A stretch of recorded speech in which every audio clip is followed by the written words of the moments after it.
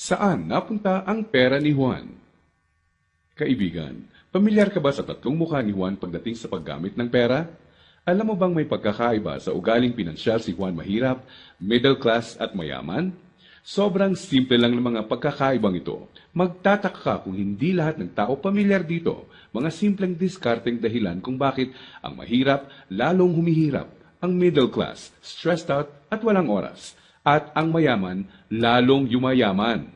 Kung matagal mo lang tanong ang mga ito, mag-e-enjoy ka sa mga facts na hinanda ko para sa iyo. Sabay nating hihipan ang mga kumakalat na outdated na information tungkol sa pag-manage ng pera ngayon. At as a bonus, titignan din natin kung may pag-asa pa ba sa panahon ngayon ang simpleng Juan na umasenso at yumaman. Halika't isa-isa natin silang tignan. Magsimula tayo sa regular na araw ni Juan Mahirap. Gigising siya sa umaga at magmamadaling pumasok sa trabaho, kung swerteng may trabaho nga siya. Madalas, contractual. Minimum wage. Minsan, less than minimum pa. Masipag at matyaga naman siya. Pagtitiisa ng traffic at ang sumpong ng boss na masungit. At pagkatapos magbanat ng buto buong araw, uuwi ng pagod. Magpapahinga para ulitin lahat ito kinabukasan. Gagawin niya ito ng araw-araw para sa kapos-saktong sweldo. Tama ka, di na ito bagong istorya. Ano nga ba ang diskarte ni Juan Mahirap pagdating sa pera? Bago ang pag-iipon para sa pangkabuhayan, madalas nauuna ang Jollibee dito, sini doon, at ang silent killer ng bulsa. Bili ng kung ano-ano, kung saan-saan, kahit di kailangan. Mga abubot. Bakit? Kasi may sale, surplus, ukay-ukay, at tiyanggihan. Minsan lang at mura lang naman. Ang kadalasang mga dahilan, bibili kahit di naman kailangan. Ang resulta, wala pang 15 o 30, ubos na ang pera. Kaya uutang na lang. Gusto naman magbago ng buhay ng mahirap na Juan, pero magpapaulit-ulit ang kalagayan niya hanggat di niya nakikitang patong-patong na gastos ang bigay ng abubot niya, na pag naipon, pwede nang puhunan sa negosyo. Pero hindi masamang tao ang mahirap na Juan. Gaya ng sinabi ko, mukha lang ng diskarte sa pera to. Marami sa atin ang dumaan din sa mentality ng mahirap na Juan, di niya ito kasalanan. Maaaring misinformed lang. Paano nga naman bukod sa di lahat nakapagtatapos ng pag-aaral, di naman tinuturo ang pinansyal na kaalaman sa eskwelahan. Madalas, ang ugali sa paghawak ng pera ay ang ugaling namamana lang. So, saan napunta ang pera ni Juan Mahirap? Dito napapasok ang tinatawag nating 1. Income at expense, at 2. Assets at liabilities. Huwag kang mag-alala, hindi economics class ng pinasok mo. Simple lang to. So ano nga ba ang praktikal na kahulugan ng income at expense at assets at liabilities? Unahin natin ang income. Ito ang perang pumapasok sa iyo. In short, income equals kita. Kapag lumabas naman ang pera, tinatawag natin tong expense. Sa madaling salita, expense equals gastos. Ngayon, ano naman ang assets at liabilities? Asset ang isang bagay kung binibigyan ka nito ng income o kita. At liability naman kung expense o gastos ang binibigay nito. Balik sa tanong, saan napunta ang pera ni Juan Mahirap? Ang maikling sagot, madalas mas maraming expense o gastos kesa income o kita ang mahirap na Juan. Maaring sa sahod o maliit na extra lang siya umaasa para sa income, samantalang kaliwat kanan naman ang pinanggagalingan ng expense. Naloko na. May pag-asa pa ba ang mahirap na Juan? Malalaman natin yan mamaya. Ngayon, tignan muna natin ang behind-the-scenes kwento ni Juan Middle Class. Sa unang tingin, okay na okay ang lagay ng middle class na Juan.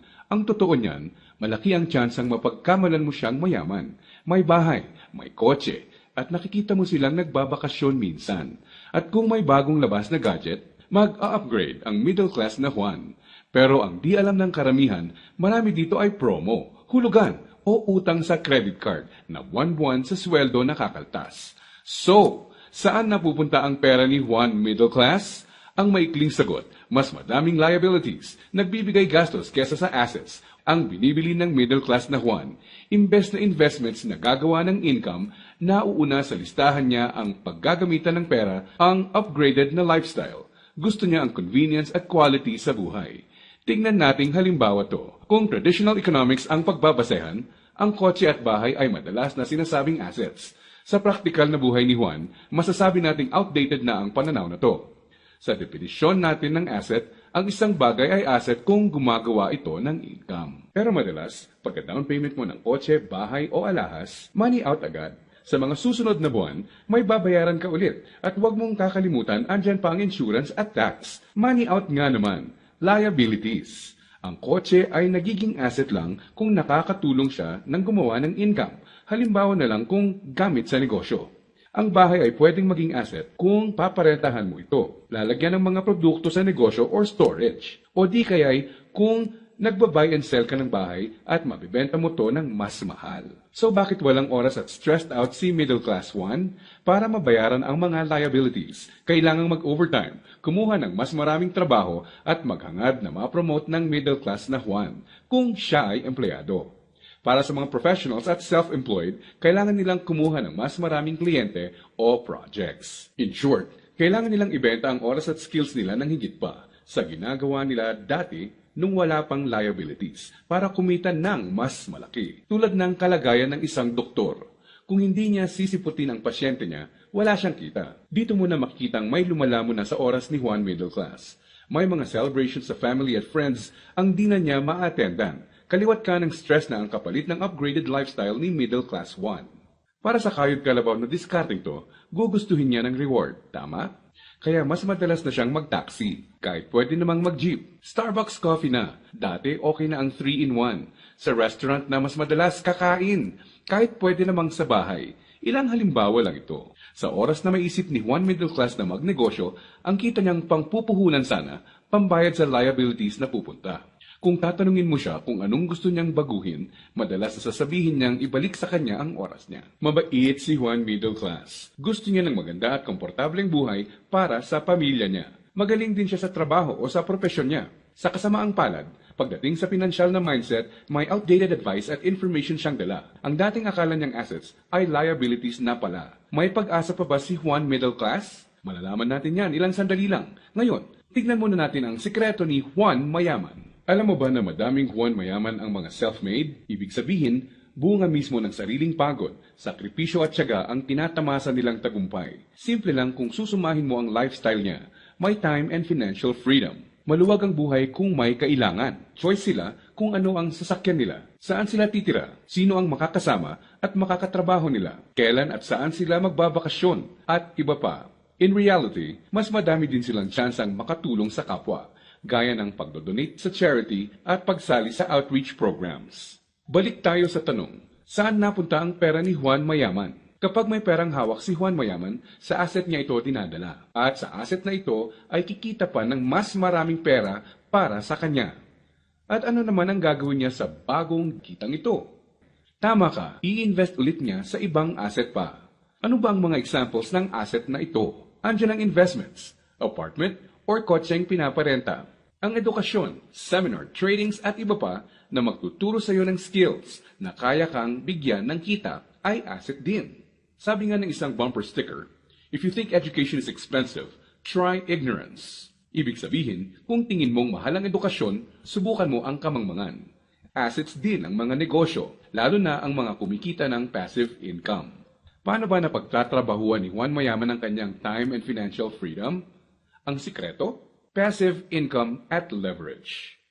Sa practical na ibig sabihin, ang passive income ay income na pumapasok kahit tapos na ang malaking parte ng trabaho mo dito. Konting oras na lang ang kailangan ni Juan Mayaman para i-maintain ang asset niya. Kahit natutulog siya, pumapasok pa rin ang kita. Hiramin naman natin kay Robert Kiyosaki ang ibig sabihin ng leverage. True leverage is the ability to do more and more with less and less. Ibig sabihin, ang tunay na leverage ay ang kakayanan na gumawa ng mas maraming gamit ang mas kaunti. Para mas madali nating maintindihan, gamitin nating halimbawa kung paano nagsimula ang isa sa mga pinakamalaking drugstore sa bansa. Marami ang nasira noong World War II. Pagkatapos nito, kinailangang mag-rebuild ng mga tao. Dito na papasok si Mariano K. Napansin niya ang mga demand sa isang uri ng antibiotic na tinatawag na sulfa drugs. Paano niya nalaman? Ginamit niya bilang leverage ang natutunan niya bilang empleyado sa isang drugstore bago pumutok ang World War II. Nung mga panahon noon na nagsisimula ulit ang lahat at kahit naman ngayon, ang taong may enough information kesa sa iba ay nakakalamang. Gamit ang 100 piso, bumili siya ng sulfathiazole tablets at kumita sa paglalako nito. Ginamit niya mga unang kita niya para bumili ulit ng mga tableta na ilalako. Hindi niya ginastos sa liabilities at abubot ang mga sumunod na kita. Nag-ipon siya at gumawa ng kariton. Ginamit niya ito para makabenta ng mas marami pa. Naging asset at nagbigay ng leverage sa kanya ang kariton. Taong 1945, nakaipon siya ng sapat na pera para ipatayo ang una niyang drugstore. Pinangalanan niya itong Mercury Drug. Ngayon, kahit natutulog si Mariano, may humigit kumulang 900 na branches na at 11,000 na empleyado ang mga nagtatrabaho para sa kanya. Leverage. Dahil dito, pumapasok pa rin ang passive income sa kanya. Pwede mong gawin ang ginawa niya. Gamitin mo ang pera mo sa pagsisimula ng pagkakakitaan. Andyan lang sa tabi-tabi ang mga negosyong kayang magbigay ng passive income at leverage sa iyo. Gaya na lang ng experience ko. Di ko inakalang isang maliit na flyer lang na inabot sa akin sa mall ang magiging tulay para sa isang negosyong nagbibigay passive income at leverage sa akin. Naging ugali ko na i-prioritize sa mga pagkuha ng assets bago liabilities. Ano ang konklusyon natin ngayon na magpapayaman sa iyo? Intindihin mo to, hindi lang ang pagkakaroon ng pera ang nagpapayaman sa tao. Para hindi ka matulad sa 70% ng lotto winners na lalong nagiging mahirap dahil sa maling diskarte sa pera. Dapat, alam mo kung paano at saan gagamitin ang pera pag nagkaroon ka nito. Dahil sa internet, mas madali nang maghanap ng negosyong simulan sa maliit na capital at pwedeng palaguin para bigyan ka ng passive income at leverage. Ang importante, kailangan mo silang hanapin. Kailangan mong maging open para tumingin-tingin at kumuha ng idea at pag nakakita ka, pag-aralan at i-research mo to. Nandyan lang sila. Kailangan mo lang bigyan ng chance ang sarili mo na maging in the know. Ibig sabihin, kapag andyan na ang pagkakataon sa harap mo, alam mong di mo dapat palagpasin to. At sa pagkakakitaang papasukin mo, ipunin mo lang ang income mo. Gamitin mo to para palaguin pa ang assets mo hanggang ang kita ng assets at negosyo mo kahit di mo na directly pinatatakbo, ay nagbabayad ng bakasyon, gadgets, kotse, at bahay ng pamilya mo. Gaya ng mga self-made na Juan Mayaman, kaya mo itong simulan. So, si Juan Mahirap, unang binibili ay ang mga abubot. Si Juan Middle Class, unang binibili ay liabilities. At si Juan Mayaman naman, unang binibili ay assets.